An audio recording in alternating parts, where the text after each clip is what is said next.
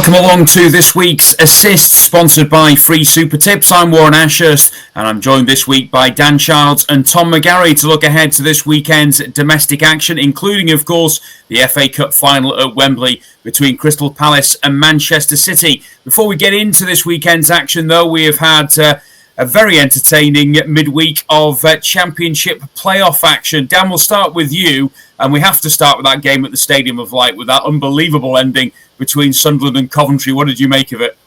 I felt a bit sorry for Coventry, I've got to say. I thought, up until really the second period of extra time, absolutely away from home, dominated the game, were taking the game to Sunderland, deservedly got themselves in front, and they looked like they just kind of ran out of steam in the second period of extra time. Sunderland deserve credit for kind of hanging in there, but I watched both legs, and Sunderland really defended, and played in the counter attack for the first leg at Coventry, which maybe you kind of expect. And they did the same thing again at home, and really only had control for probably 15 minutes of the second period of extra time, and sneaked the way through. What I would say, that the player that got the winning goal, he was outstanding over the course of both legs.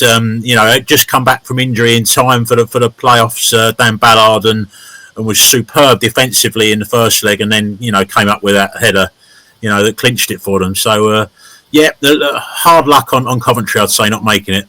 Yeah, I know some Sunderland fans are already calling for a statue for Dan Ballard after that goal in the extra time. Dan called it, Tom, in terms of Sheffield United just being too strong for Bristol City. I don't think I've seen a playoff semi-final at Championship level that comfortable.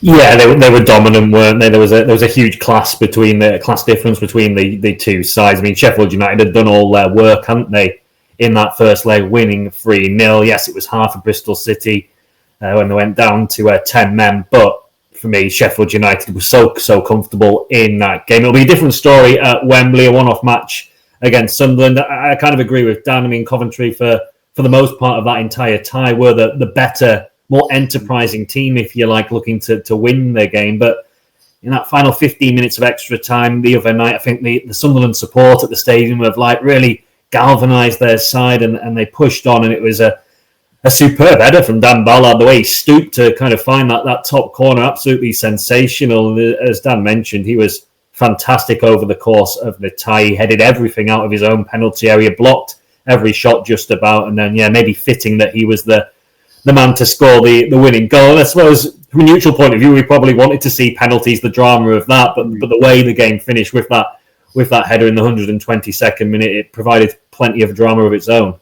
It did. Dan, you were pretty hot on Sheffield United overall last week. Are you still edging with them in the final? Based on what I've seen, I think I've seen no reason really to veer off of them. I mean, Sunderland pose you problems in, when they kind of play in that low block, they can be hard to get through, and they got threats on the counter. I would just mention Romain Mundle. He made a difference when he came on as well. He's been another player that's been out injured, and he came on and gave him a bit of impetus. So, and he'll probably, he'll have had some more training under his legs, maybe even be ready to start at Wembley, who knows. But so that will cause Sheffield United a problem or two. But Sheffield United have been so good, consistent for the whole season.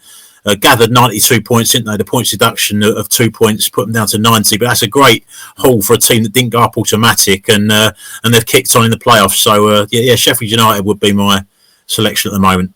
So the Championship final to be played at Wembley, of course, but not before the FA Cup final, which is our big match of the week here on The Assist. It is Crystal Palace against Manchester City, Saturday at 4:30 for us traditionalists. It's a bit of a random kick-off time, but in terms of the prices, Palace 7-2 to claim the victory in 90 minutes, Manchester City 3-4, and the draw 29-10. Tom, Palace hoping it's going to be third time lucky, and got to give them a real strong chance here, especially if you go off recent form. I think you do. I mean, if we've been looking at this and you said at the start of the season this would be the FA Cup final, you'd probably be thinking, it's a routine Manchester City victory, maybe not quite the 6-0 they had against Watford a few seasons ago, but you'd expect City to win. But fast forward to now, Palace have had a fantastic second half of the season. They're scoring goals. They've got real attacking threats. Eberechi Eze, of course, is got 5 in his last 4 games. Jean-Philippe Mateta continues to catch the eye under Oliver Glasner. And yeah, Palace can come into this game full of confidence and belief that they're not just in it to make up the numbers, that they can land what will be their first major piece of silverware. I mean, City, yes, they have improved over recent months after that dreadful autumn and early winter period. But as we saw in last week's goalless draw with Southampton, there's still flaws in Pep Guardiola's side. They're not back to their rip-roaring best. So, yeah, Palace will believe heading into this. City have to start as favourites with their experience, their know-how and their winning mentality. But you give Palace more than a puncher's chance. Dan, how do you look upon last week's Manchester City result at Southampton in terms of having an impact on the final? I think they probably went into that game maybe a little bit thinking it was going to be easier than it was, and didn't really get going. Doku came on, didn't he? Gave him a bit more impetus, Savinho, and they pushed, didn't they, second half, and probably should have won the game in the end. But I don't think it'll. I'm sure they'll be more focused and intense from the start in the FA Cup final. But they are facing, as Tom said, a very strong opponent, and Palace have only lost 4 of the last 24 games in all competitions. I mean, that is, just shows you how much they've improved in the kind of second half of the season. They look quite solid at the back at times with Gerhi, they're anchoring it, and they've got big threats in attack. City in the game at the semi-final against Forest, they got the early goal, and looks comfortable, didn't it? A 2-0 win, but Forest did have the chances in that game. It hit the woodwork 3 times, so. It wasn't totally straightforward, that game for City, and I doubt the final will be straightforward either. We've talked throughout the season, Tom, about Erling Haaland and the impact he has when he's not necessarily scoring the goals that he has done, of course, over the first couple of seasons for Manchester City. Unbelievable stat that I read this week, actually. I didn't realise that he's played 5 times at Wembley and never scored. And, of course, he came back into the squad last week at Southampton, and they hit a blank there, and I just wonder whether Pep Guardiola's got a big decision to make. Yeah, it's an amazing start, that Wembley one regarding Haaland. I think he will start on Saturday. I think, the game against Southampton, yes, he looked a little bit rusty, but he got the full 90 minutes under his belt, and that will probably help him in the short to medium term heading into this game. In general, you don't like to criticise Pep Guardiola, but I'm not sure about that starting lineup he fielded against Southampton. It had a lack of pace in James McAtee and Phil Foden in the wide areas, and they only started to click slightly into gear when they brought Jeremy Doku on in the second half, as Dan mentioned. I think Doku, Marmouche, who came on to hit the crossbar in that game as well, Savinho potentially will start, so there'll be more pace and variety to City's attack, and that should help Erling Haaland. I mean, he's been out for 7 games he missed before returning for the Southampton one, so he'll be desperate to impress. I read earlier this week that he's quite bored by City's season and the way it's panned out, so he might have a point to prove heading into this game. I mean, you can never say a player of Erling Haaland's goal-scoring ability that he weakens a side when he's in the starting 11. No, and I wouldn't be surprised at all to see him start, like you say, on Saturday. Dan, just before we get the tips from both you and Tom, just a quick word as well on Palace. I mean, I watched their game against Tottenham last week, and I was quite surprised that they picked as strong a side as they did. But obviously, Oliver Glasner just wanted that recent good form to continue in going into the final. Yeah, and in the game before they played Villa in the semi-final, he picked made a few changes, but picked quite a strong team against Arsenal as well, and they picked up a draw there. So they're kind of taking the view of not wrapping players so much up in cotton wool and maintaining the intensity and the performance level, and they've got through without picking up serious injuries. Adam Wharton's he's a bit of a doubt for the final, but the talk is that they're expecting him to be okay for the final. That'll be a key for Palace, whether he starts or whether he doesn't. But no, I think they look in very good shape to give Manchester City a good game. Yeah, we've had some low-scoring FA Cup finals of late, but a positivity in terms of the neutrals is that there's been 11 goals between the two sides in the 2 league meetings this season. Will there be more goals, I wonder? Tom, where are you looking here in terms of your best FA Cup final bet? I think there will be goals. I've gone for over 2.5 and both teams to score in the match, which is odds against. As you mentioned, the 2-2 at Selhurst Park earlier in the season between the two sides, and then that thrilling 5-2 at the Etihad last month when City came from 2-0 down to win 5-2. Palace, though, could have been 3-0 up in that game before City got back into it. Across the last 4 meetings between the sides, 21 goals have been scored. So they tend to throw up entertaining matches. And you mentioned, and it's true, cup finals in general can be cagey, can be low scoring. The last two FA Cup finals, though, both involving City against Manchester United, have finished 2-1, which would make over 2.5 goals and both teams to score a winning bet. And, Palace, they've scored in 22 of their last 24 matches across all competitions as well. Dan mentioned that they're hard to beat. They score goals as well, tend to entertain. And against a still quite brittle-looking City defence, to me, I think they can get on the score sheet at least once, and then City should be able to do likewise. We mentioned Haaland, he's had 90 minutes under his belt after injury. The players we discussed earlier, Doku, Savinho, Marmoush, all potentially coming into the starting 11. So, I'm hoping for an entertaining game where both sides contribute. How about you, Dan? How do you see it going?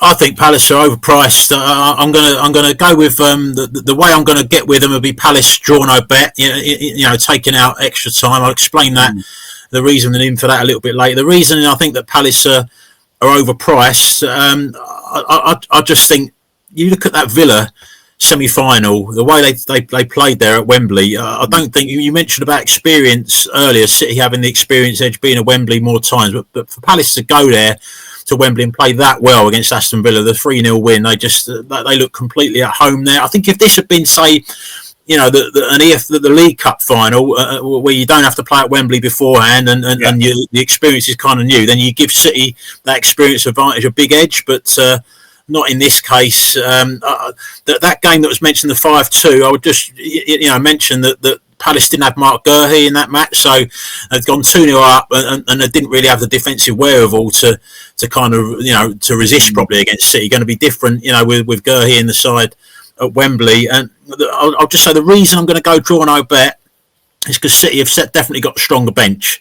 So if your game goes towards extra time, you're looking at Mateta came off towards the end of the Villa game, and Nketiah comes on for him. You might have a situation where Eze or Sarr goes off, and maybe Romain Esse, the raw player they got from Millwall, comes on. So if it goes to extra time, I think you'd rather maybe have your money back than be relying on that Palace team to see the job through. But in terms of the 90 minutes, I just think Palace are overpriced. As I mentioned, City in the Forest game, they kind of rode their luck at times. I think Palace are certainly playing better than Forest have been in recent weeks. They'll be tougher opponents and every chance they could win the cup. Well, in theory, it looks like it will be an entertaining FA Cup final one way or another. Saturday at 4:30 then for Crystal Palace against Manchester City. And because of the FA Cup final, we don't have any Premier League games on Saturday. So there are 2 on Friday and no fewer than 5 on Sunday, with a Monday night game to look forward to as well. And we'll start off by looking ahead to the 7:30 kickoff on Friday evening as Aston Villa play host to Tottenham. Villa 4-11 to win the game, Spurs 11-2, and the draw is 9-2. Dan, understandably, Tottenham will have not one but both eyes on the Europa League final going into this game. Is it going to be as straightforward as the odds suggest for Villa? I think so, yes. I mean, you can, when you're reading them prices out, you kind of think, wow, that's, you in other circumstances, you think that is incredibly short. But no, it is probably fair enough. I mean, if Ange Postecoglou was in any doubts about what team he was going to be putting out, the fact that with probably one of the few players that he kept in the side from the Bodo Glimt second leg, Dejan Kulusevski, he goes and gets injured after 15 minutes when he starts him, and he's now ruled out of the Europa League final. He's lost Maddison, he's lost Kulusevski, he's going to be loath to lose any more big players. I just think that, and in a game where Villa, it's such a big game for Villa, in terms of their to get in the top 5 and get in the Champions League, they're not going to be holding back, are they, in the tackles? So I can see it being virtually a Spurs reserve side, and as we've seen recently, I mean, they made a lot of changes at home to Crystal Palace. Palace won 2-0, were worthy winners in that game, even with a cup final on the horizon. Don't see Villa having too many troubles. What I would say is, recently have not been scoring bundles of goals, have they? They had the 1-0 at home to Fulham, the 1-0 that they dug out away to Bournemouth last weekend. So maybe it won't be massively high scoring. Villa will just be focused. Their goal difference is nowhere near as good as the teams around them. They're just going to be focused on getting the 3 points. So I'm going to go on the bet Villa and under 4.5 goals just to boost the price. I think that's around evens. Tom, it's hard to make a case for Spurs, isn't it?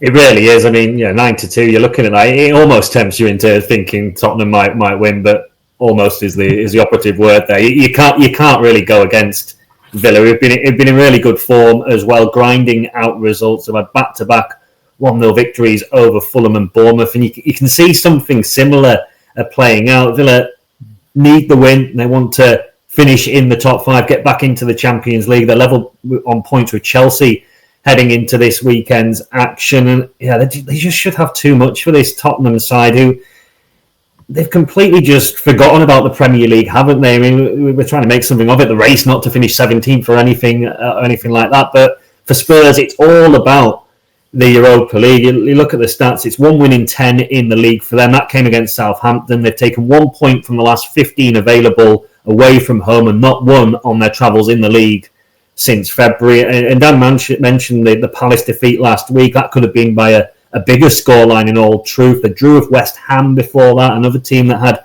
very little to play for. The words I'd use for those two games are low-key. And I think this might be another pretty low-key game where Villa just do enough, do what they have to do, grind out the victory. And if they go 1-0 up early in the match, do we think Tottenham have the fight and desire necessarily to try and force their way back into it with that Europa League final on the horizon? I have my doubts. So I've gone on a very similar line to Dan. I don't know how you want to tell it, slightly more negative, if you like, because I've gone for Villa and under 3.5 goals rather than under 4.5. For me, Villa, a very comfortable evening. Could be a similar story in the late game at Stamford Bridge. It's an 8:15 kickoff for Chelsea against Manchester United on Friday. Chelsea also 4-11. Manchester United as big as 6-1 here, and the draw is 17-4. Is it going to be a bit of deja vu from the earlier kickoff, Tom? It's just the same game, isn't it? In a different stadium with different strips. Home team need the win to get into to keep their Champions League hopes ticking along nicely, and the away side aren't thinking about the Premier League. They're looking ahead to a European final. So yeah, you've got to fancy Chelsea in this game. They had won 5 in a row before that defeat at Newcastle last time out, where they were poor in the first half, but ironically enough, after they went down to 10 men with Nicholas Jackson sent off, they improved and were probably the better side in the second 45. Their home record's strong, unbeaten in 9 Premier League matches at Stamford Bridge. That run dates back to Boxing Day. They've won 7 of those, and Man United poor on their travels, 1 point from the last 4 in the Premier League. So yeah, Chelsea to win for me, but I'm looking for a bit of a value bet for this one, and I've gone with Chelsea to win 1-0. 3 of their last 4 home Premier League victories have been by that scoreline. They're still not the free-flowing scoring side they were over the first half of the season. I mean, Jackson's suspended now. Cole Palmer's not quite back to his best, and you just think they may have to grind this one out a little bit. I know Manchester United have all their problems and things like that, but yeah, Chelsea to win 1-0 and just about do enough to keep the top 5 battle or the top 5 destination in their own hands. Another home win here, do you think, Dan? I think so. Yeah, I mean, just trying to work out how to get some juice out of the price. I think I would go Chelsea to win to 0. It's an odds against bet. I think the one worry if you're a Chelsea fan is they're not overloaded with a lot of attacking options. You've got Jackson, as has been mentioned, suspended. Jadon Sancho, who's been quite influential during his loan, he's ineligible to face his parent club. And Kunku, I think, is injured. So there's you're digging deeper and deeper. There's not tons of attacking options there to choose from.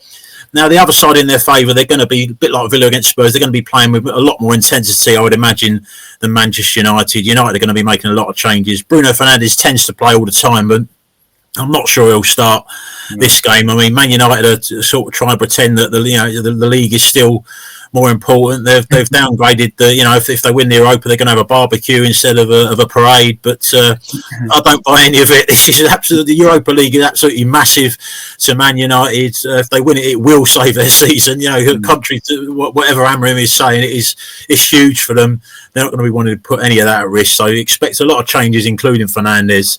That will make Chelsea's task easier, but I don't see Chelsea running up a big score. Okay, well, we're going to move on to Sunday's fixtures now, which could well be a little bit more even after what we've said about Friday's games. The 12 noon kickoff is the big farewell to Goodison Park for Everton, who play their final senior men's game there, although we hear this week that the ground will stay in one piece as the Everton ladies will use it from next season. Everton play host to Southampton in their final home game. Everton 21-50 to claim the victory. Southampton 6-1 and the draw 15-4. The sceptical Evertonians, Dan, would say it would just be like Everton to lose to Southampton in the final game at Goodison Park, but surely they end on a high note. Oh, I think they will, yeah, and they've been very good, haven't they, since David Moyes has gone back there for his second spell. A lot of draws in there, but very difficult team to beat. You know, a little bit of a not a wobble really recently, because even like you look at the defeat at Chelsea when they didn't have Tarkowski and lost 1-0, still competed very well against a team pushing for top 5. And then they've got a good win at Fulham, haven't they, last weekend? So the squad looks nice and healthy. Calvert-Lewin, I noticed, came off the bench at Craven Cottage. So no, I just think that it is. I know the ground now is going to be used by the Everton women, but it's the last men's game there is going to be a massive deal, massive occasion. They're going to be right up for it. And Southampton, they kind of rode their luck, scraped that 0-0 against City that avoided. They got them above the Derby 11-point record that nobody wants. But they've been a really poor side this season. Lowest scores in the league, only 25 goals scored in the Prem. Doubt they'll score here. So I'm going to go with a comfortable Everton win. Everton and under 3.5 goals odds against looks a decent bet to me. I've heard that Southampton game against City being described as a 0-0 win for Saints, but certainly no longer have they got that target to battle against Derby's 11-point total. It will be emotional, Tom, for everybody at Goodison Park on Sunday. I suppose that adds that little bit of extra pressure to the players out there on the pitch. It does, and there might be a situation, if it is still 0-0, if the match is going similar to the Southampton City game last week, that in the last 20, 25 minutes or so, one or two nerves might start to settle in. But the good news for Everton is that Southampton got to that 12-point mark last week, and that's all they really had to play for, making sure they bettered Derby's total. They've done that, and they're going to finish bottom regardless of what happens in the final 2 rounds of fixtures. So there's not much left for these Southampton players to play for. So it's an ideal fixture for Everton in their final men's match at Goodison. As I mentioned, they're hard to beat. They've not won that many games recently. Not won any of their last 6 at home, but their last victory was against one of the relegated sides, Leicester, where they tore them apart at the start of February. I don't think it'll be quite that expansive. Southampton at least showed defensive resilience last weekend against City, but I'd expect Everton to win. And again, looking at similar lines to Dan, I've gone Everton and under 2.5 goals. Okay, well, the 2:15 kick-off on Sunday is at the London Stadium, where West Ham take on Nottingham Forest. We should say and send our best to Taiwo Awoniyi, who has had some real issues this week, of course, following that really horrific-looking clash with the post last week in the draw with Leicester, and hopefully he's on the road to recovery shortly. Forest will have to try and get back on track, of course, in their attempts to get a place in the Champions League next season. The Hammers are 7-4 to win this game, with Forest 31-20 and the draw 23-10. It's a big ask now for Forest. All of a sudden, Tom, should we say the bigger clubs that you would expect to be up and around the top 6 have now started to hit their form. Yeah, and the pressure could be really on them if, as we expect, Chelsea and Aston Villa both win on Friday night. Forest will have to go all out for the victory in this game, and their form, it just isn't there. It's tailed off, whether the fatigue is setting, 1 or 2 injuries have started to take their toll, but they're now winning 4 and only won 1 of their last 7 across all competitions. That they've still shown spirit. They've ground out draws. Well, they've ground out a decent draw against Crystal Palace, and then maybe disappointingly drew with Leicester last time out. And this is a favourable fixture against a poor West Ham side who did beat Manchester United away in their last fixture, but the home form is pretty poor. They struggle for wins at the London Stadium. Only the bottom 3 have a worse home record across the season than West Ham. So it's a favourable fixture for Forest, but I can't see them winning it. I think it's going to be a disappointing draw for them. West Ham's last 3 home games have finished all square. As I mentioned, Forest have drew their previous 2 games against Palace and Leicester, and I think it could be more of the same, and that could really leave Forest's Champions League hopes, if not being extinguished, they'll be hanging by a thread. Do you think that draw against Leicester last week, Dan, has kind of popped the bubble for Forest, or do we think that they've still got some fight left in them? No, I think that's going to be. They're going to look back on that as the moment when it all, disappeared for them. If they'd have won that game, you go above Chelsea, and you've got Chelsea at home. Don't forget, last day of the season. So whatever would have happened this weekend, you'd still have gone into that game with a chance of getting above Chelsea. So it was a huge 2 points dropped. Against the.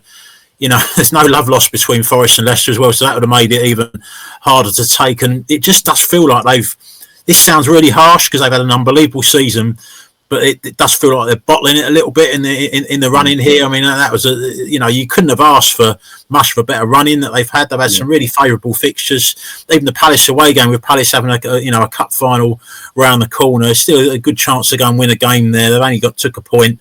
And West Ham, they've been poor, they've struggled generally under Potter, but I just think this is quite a big game actually for West Ham. We're talking about the season meandering to a close for them, but they're going to win at Manchester United. I know Man United have got their eyes on the Europa League final, but it's a good win for them. And this is their last home game of the season. I think he's really going to want to get Graham Potter a home win, just because a lot of the fans are not that convinced by him. I just think there'll be a big motivation for West Ham to go and win this game. And I do think they're the likely winners. So I'm going to go with West Ham, draw no bet around evens. Okay, well, there are 2 games kicking off at 3 o'clock on Sunday, and we'll start off at the G-Tech Community Stadium, where Brentford take on Fulham. The Bees are 9-10 to claim the 3 points. Fulham 27-10, and the draw 29-10. We talked about teams who have been really struggling over the last few weeks. Certainly would be highlighted in Fulham's recent results, Dan, and they're going to look to take on a Brentford team who have won 4 on the bounce. Yeah, and Brentford have got themselves into 8th place now, which is going to, they're going to get some form of European football. They're really responding well, kind of going a little bit under the radar, I think, as people focus on different parts of the table. But Thomas Frank's done an unbelievable job there. Scored 4 goals in each of the last 2 home matches. I mean, up front, the threat they got there. They got 3 players now into double figures. So everybody talks about and Buemo and Visser, but Sharda now is up to 11, and I think Brentford are a solid enough bet here, odds on to win the game. But I think arguably even better value, I'm going to go with Sharda any time at 21-10. He's in form at the moment. He's scored 4 goals in his last 3 appearances, and you're playing against an out of form Fulham side, lost 4 of the last 5 Premier League games, slipped into the bottom half now. Their European hopes look like they're kind of fizzling out. So Sharda to score any time for Brentford's my selection. Tom, do you think Thomas Frank's one of those managers who doesn't get the credit he deserves? He's done a fantastic job there over a period of time at Brentford. He probably doesn't, does he? And I'm not quite sure why that is. Is it slightly unglamorous, a club unglamorous coach? I don't know, because Brentford have been absolutely fantastic this season. And, we thought they were slightly tailing off, didn't we, a few weeks ago? But they've been in fantastic form, bouncing about 4 wins on the trot. They're unbeaten in 6. And as Dan mentioned, that they score goals, that front 3, absolutely superb. It's a solid starting 11 from Thomas Frank. And they deserve a lot of credit. If Brentford end up qualifying for Europe, that is an absolutely sensational achievement. Yeah. You'd argue Thomas Frank should be right up there as a manager of the season contender. I mean, Brentford and the other clubs in this battle to finish 8th will be rooting for Manchester City to win in the cup final on Saturday. If Palace win that, then it could make this one have slightly less on it than it perhaps would. But I do think Brentford will win this game. They're in form. Fulham, as you mentioned, their season has now tailed off. They've all lost 4 of the last 5. The only win during that time was a very nervous and last-minute one against Southampton. So for me, I don't often like to look at odds on bets, but Brentford, it's hard to look past them just winning this game. Yeah, let's move on to the other 3 o'clock game now on Sunday, and it is 2 of the bottom 3 going head-to-head at the King Power Stadium. Leicester 13-10 to beat Ipswich, who are 2-1, and the draw is 5-2. Possibly the game that nobody wants to play, Tom, having already been relegated, but who could come out on top here? Or are we going to see it level pegging? the battle to finish 18th for the best of the worst, if you like. I don't know. I mean, how much these two sides are really desperate to finish 18th rather than 19th, I'm not sure. Leicester in slightly better form, taking 4 points from their last two games. I stay clear, though, of looking for a winner in the match. It's hard to trust either of these two sides, but one man who is reliable is Jamie Vardy, isn't he? And this will be his final match at the King Power. It's going to be his 500th appearance for the club, and he's chasing his 200th Leicester goal. So in your final home game, it seems fitting that Vardy might step up and score in this one. I mean, he's netted in 2 of the 3 matches Leicester have played against the fellow relegated sides this season. Leicester have done well in those fixtures as well, drawing with Ipswich in the reverse match and taking 6 points off Southampton. He's the penalty taker, of course, Vardy, and you wouldn't put it beyond him stepping up, in the 90th minute and scoring the winning goal for Leicester in this game. But it's just written in the stars, shall we say, that maybe he might have a big say in this match. Might be in the script already if that's the case. Dan, it's hard to make a judgment on these two where they are at the moment, but how do you see it going? I'm going to tentatively go for Ipswich, draw no better odds against. I think long term they've got more to look forward to. I think going into next season than Leicester. The manager's probably going to still be in place. So Liam Delap will probably be on his way, but you would think the bulk of their team has been put together with kind of relegation, at the back of the mind, if you like. I think Leicester, it's a bit more of a shock that they are where they are. They were always going to be up for that game at Nottingham Forest, weren't they, last week, and put in a decent performance, got the 2-2 draw, which they kind of celebrated like a win. But they've been dreadful, haven't they? For large parts of the season. I think they've lost 9 of the last 10 Premier League home games. Ipswich do slightly better away from home than at home, or quite a bit better actually. 15 of their 22 points they've picked up on their travel. So tentatively I'll go with Ipswich on the draw no bet. Okay, well, Sunday's late game is at 4:30 and it's at the Emirates where Arsenal take on Newcastle. Arsenal are 19-20 to collect the points here. Newcastle 27-10, and the draw can also be backed at 27-10. Interesting one this, Dan, because all of a sudden Arsenal aren't necessarily guaranteed a Champions League spot at the moment with those hooves sounding behind them, and Newcastle are amongst one of those teams chasing them hard. Yeah, I mean, from Arsenal's point of view, it will depend. I mean, this game's taking place after the Friday night game, so it's going to be, depending on what Chelsea and Villa have done. I mean, Arsenal could be securing the top 5 by the time the game kicks off, or they might need a point still. If they are securing the top 5, they still need 4 points, to finish second, which is going to be on their minds as well. A win against Newcastle would do it. A draw against Newcastle and a win, in their last game would do it as well. I think they got Southampton in their last game as well, which is not a bad fixture to have. Yeah. But Newcastle, they've had 3 wins against Arsenal this season, beat them home and away in the EFL Cup semi-finals, beat them 1-0 at Newcastle in the league. 3 clean sheets. So they've done well in the last couple of months. They've got no Joe Linton here, which is a little, it makes them a little bit weaker in midfield. But I just think the resilience they've got, and Arsenal have kind of gone off the ball in the league, haven't they, last few months? I think 4 draws in the last 6 Premier League games. Every chance, I think, of another draw here. That's what I'm going to go with, the drawn game. I just wonder, Tom, whether, as Dan says there, the fact that Newcastle have had that good record against Arsenal maybe plays on the mind a bit. Yeah, quite possibly. I do kind of agree with Dan. I think a draw probably is fine for both teams. I mean, Arsenal, you'd expect them to beat Southampton on the final day, so that should give them a second spot if they draw this. And Newcastle, they want to finish second. They want to be best of the rest behind Liverpool, but getting in the Champions League, locking down that top 5 position is the priority for Eddie Howe's team, and a draw would certainly help that. I mean, Newcastle have been in fantastic form. They've won 8 of the last 10 across all competitions, but the 2 times they've failed to win during that one run have come in their last 2 away games. They were heavily beaten at Aston Villa, and then they drew away to Brighton. So it's going to be difficult for them to win this game. Arsenal, I think, no winning 5 across all competitions, but signs of improvement, particularly in the second half against Liverpool last weekend when they came from 2 goals down to draw 2-2. Yeah, I think sitting on the fence, a draw probably looks the sensible result. I think both sides will go for the victory, but then, if there's 10 minutes to go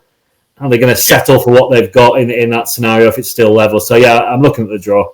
Yeah, a point certainly, as you say, helps both teams in their push for Champions League football.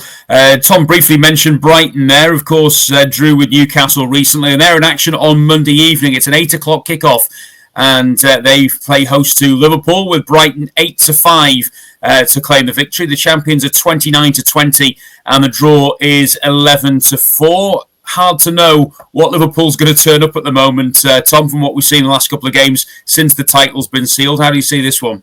Yeah, absolutely. It makes it really difficult to call exactly how this game is going to pan out in terms of a result. But I think it could be maybe the most entertaining game of the weekend. I'm looking at over 3.5 goals. There's been at least 3 goals scored in the last 7 meetings between these two sides, and on 3 occasions there's been 4 or more goals scored. We know Brighton are a front foot team that create chances. They don't always take them, but they are really easy on the eye and good going forward and carving out opportunities. Liverpool, since the title's been wrapped up, even when they wrapped up the title, they scored 5 against Tottenham. Then they lose at Chelsea, conceding a few goals, and then that 2-2 with Arsenal last weekend. I think they've reached that stage. They've got nothing really to play for. They're enjoying themselves now as the champions. And when that happens, they're wanting to go forward. Everyone's wanting to get in on the act, but maybe they're not quite as switched on defensively as they have been for the majority of the campaign. So hopefully it's a Monday night entertaining game.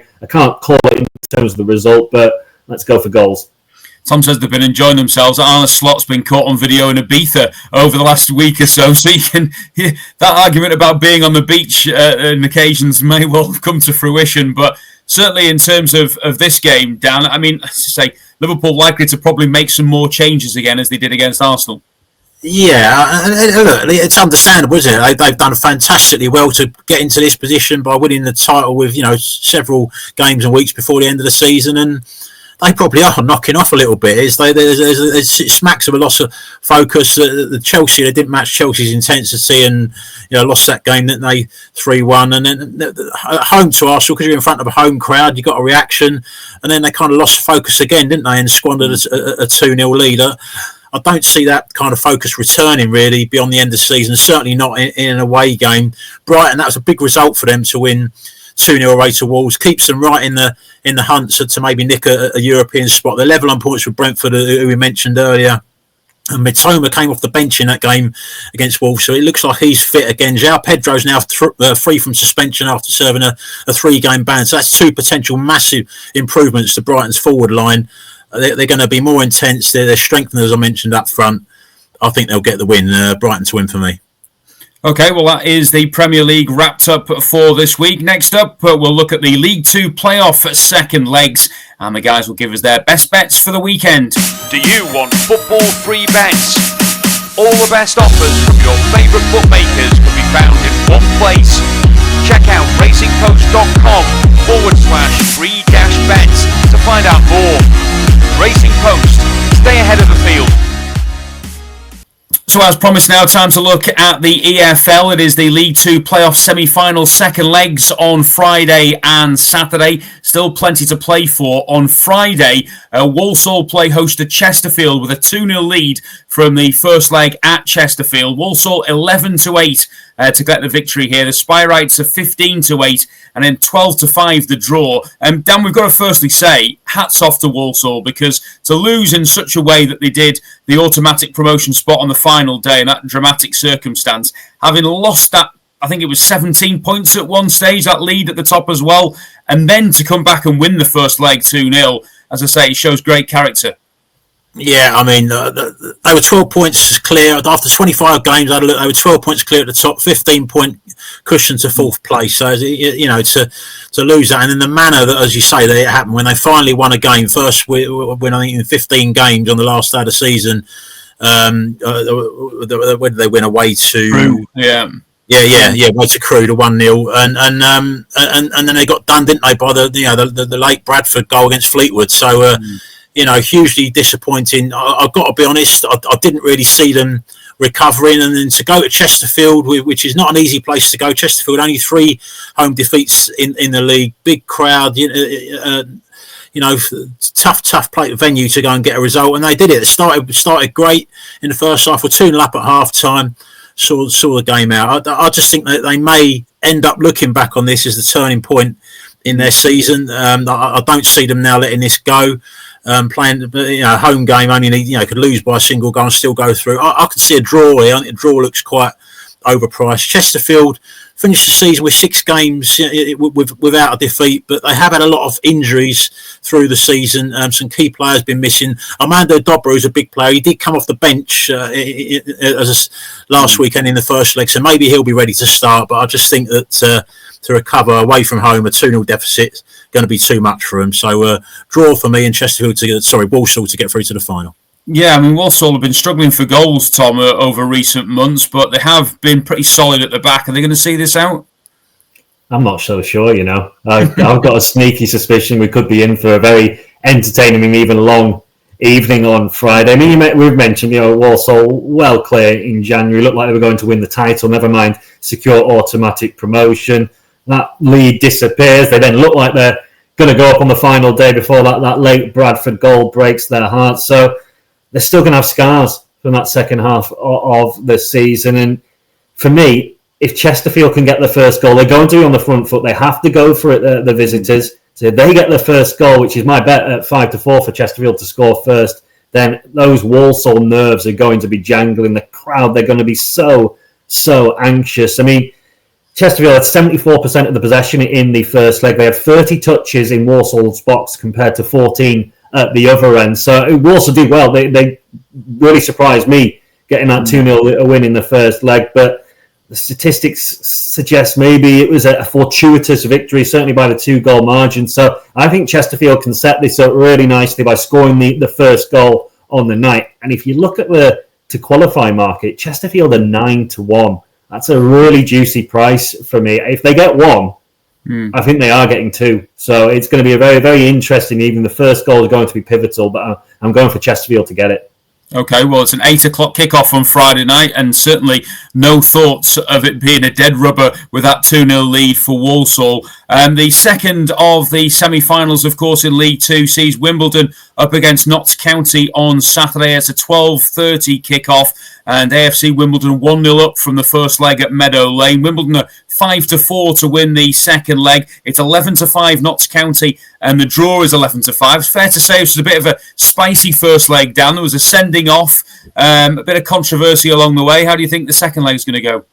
Yeah, it all kicked off, didn't it, towards the end with the Yatta won the ball, didn't he, with that lunging tackle, but was red carded, and then after the game as well, McGarry, the other big goal player from key goal scorer, he was limping heavily as well, wasn't he? After the final whistle, so he couldn't have had a worse finish to the game really for Notts County.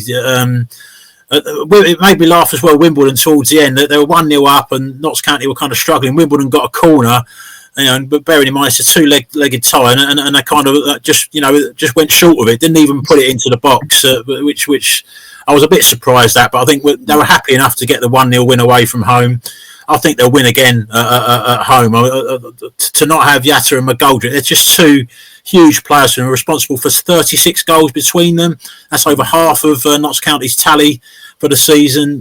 Notts County are better defensively than they were last season when they conceded the most in the league. But Wimbledon have got the best defence in League Two. That's a great platform to have when you're leading the tie 1-0. I can see them getting another clean sheet and maybe scoring again as well. So Wimbledon to win the tie to win the second leg as well for me, odds against.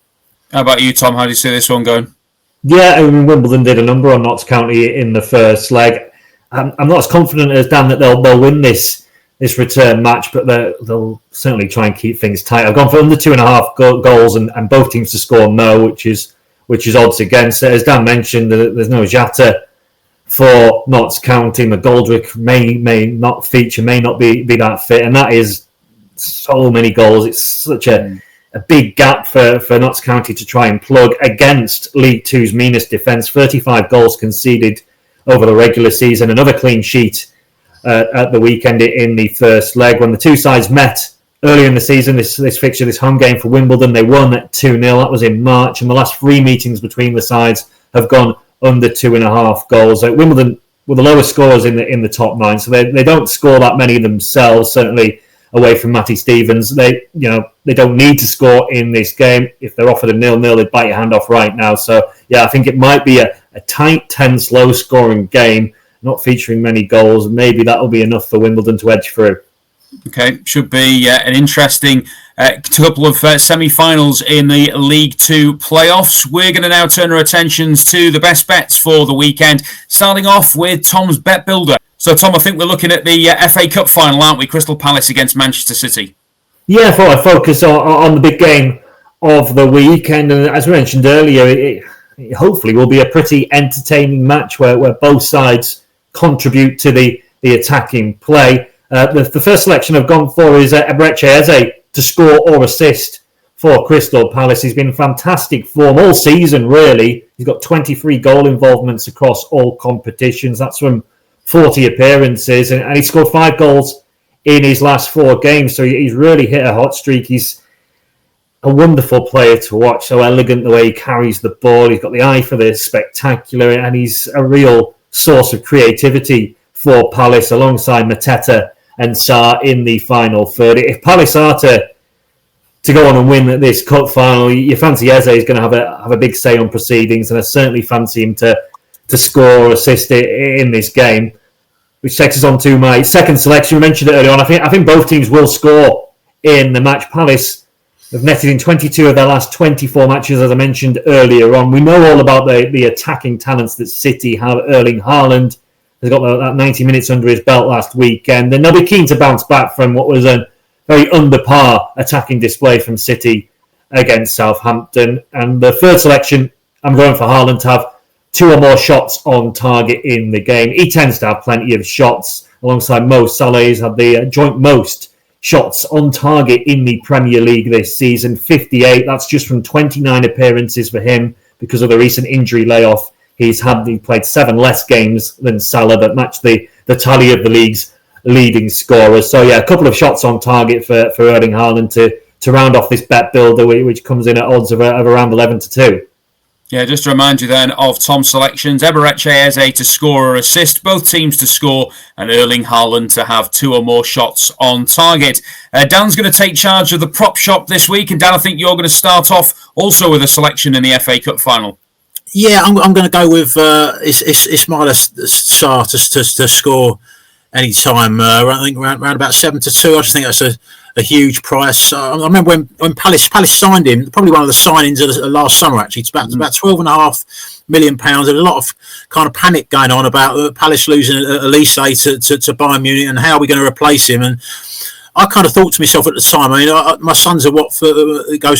Me and my son go to Watford regular, and we'd seen him at close quarters at Watford and seen what a top player he was, how much potential he had, the pace, and he's got very good game intelligence as well. And he's absolutely flourished at Crystal Palace. He's into double figures goals in all competitions. Showed he was a big game player in the FA Cup semi-final against Aston Villa with 2 goals and an assist. How he didn't get the man of the match award in that game, God only knows. I mean, Eze scored a great goal, but 2 goals and an assist for Sarr, and you don't get man of the match. But I think he'll have a big impact on this game. Manchester City, as we know, likes to squeeze out the pitch and can leave space in behind. Sarr has got that pace that could potentially punish them, and every chance I think he could score any time.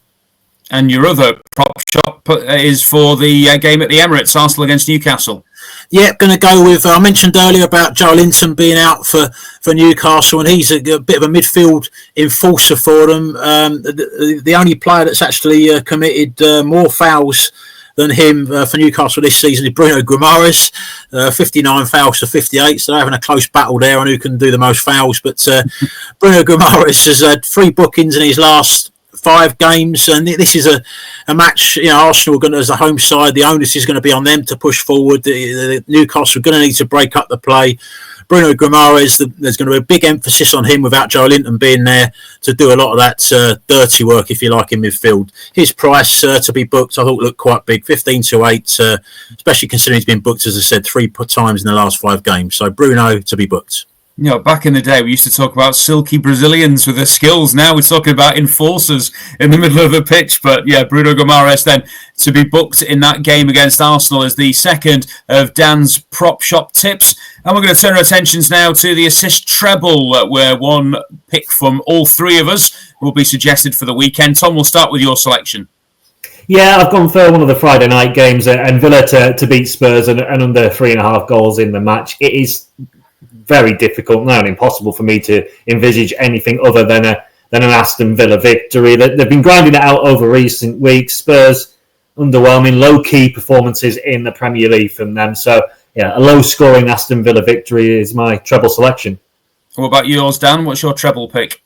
Yeah, I mean, I mentioned for Brentford, that they were a decent bet odds on at home to Fulham. Even though I went with Sade as the individual tip, I'm going to stick Brentford in the treble. I mean, winning four on the trot, lots and lots of confidence. The opposite for kind of Fulham, losing 4 out of 5 at a key stage of the season. That was a big blow to them. I think that Everton game went into it really needing to win to stay in touch in the race for European qualification. So Brentford to win this one.